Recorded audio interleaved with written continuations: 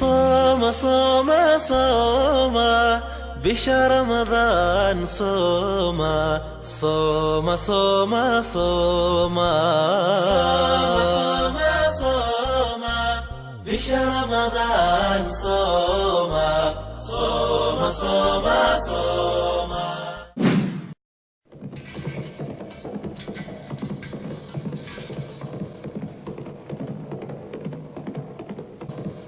السلام عليكم ورحمة الله وبركاته.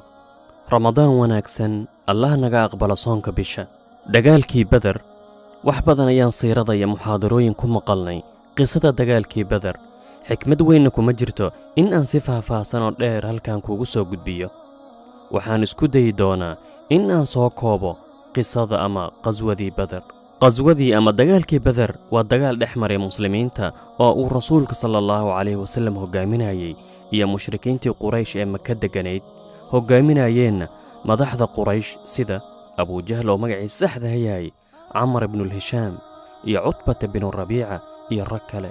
dagaalkii Badar wuxuu dhacay sanadkii labaad ee Hijriga 17 bisha Ramadaan waana dagaalkii kala baxay ee ugu horeeyay ee muslimiinta iyo mushrikiintii Quraysh dhexmara.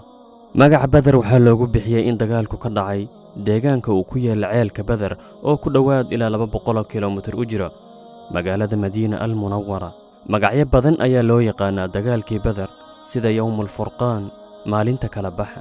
sababta keentay dagaalka Badar dagaalku wuxuu dhacay 2 sano kaliya kadib hijradii rasuulka iyo saxaabadiisa. haddaba muhaajiriintaas wixii hanti ay lahaayeen Makka ayaa looga reebtay waxaana uga reebtay Quraysh si qasab ah. rasuulka asagoo Madiina joog ayuu maqlay in kanayo gaadiid safar Quraysh leedahay ka soo baxday Makka kuna sii jeeda dhulka Shaam.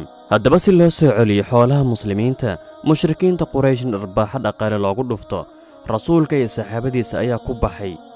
laakiin kolonyada waxaa hogaaminayay Abu Sufyaan waxaana u suurta gashay in uu cararo waddo kalena uu maro. haddaba rasuulku wuxuu go'aansaday in la sugo kolonyada markii ay ka soo laabato dhulka Shaam. Abu Sufyaan markuu soo laabtay ayuu Quraysh qayladhaan u dirsaday waxaana ku soo baxay rag ilaa 1,000 gaarayo oo 200 oo farda wato halka muslimiintu ahaayeen 300 iyo wax yar 2 faras kaliyana wato. kumayna talagelin inay galaan dagaal weyn. muslimiintu waxay saldhig ka samaysteen ceelka Badar oo ah meesha biyaha laga cabo taasoo ah khidad istiraatiijiyadeed oo aad muhiim u ah.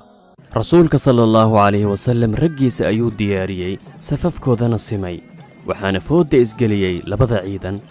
ilaahay rasuulkiisa iyo muslimiinta wuxuu siiyay guul weyn waxaana bacaadka Badar la waray baqtiga madaxweyntii gaalnimada iyo jahliga waxaana ugu caansan aabaha jahliga iyo gaalnimada Abu Jahl fircoonka ummadan. 14 saxaabi ayaa ku shahiiday Badar halka 70 mushrik ku halaagsameen tira intaas leegna gacanta rasuulka soo galeen ayadoo dulliga jabka wajiyadooda saaran yahay. si kooban dagaalkii Badar wuxuu dhacay 17 bishii Ramadaan waa dagaalkii ugu horeeyay ee muslimiinta iyo mushrikiinta dhexmaro. wuxuu dhacay sanadkii labaad ee Hijriga. tirada mushrikiinta Quraysh 1000 ayay ka badnaayeen muslimiintana 300 iyo wax yar. natiijaduna waxay ahayd guul weyn oo muslimiinta u soo hooyato.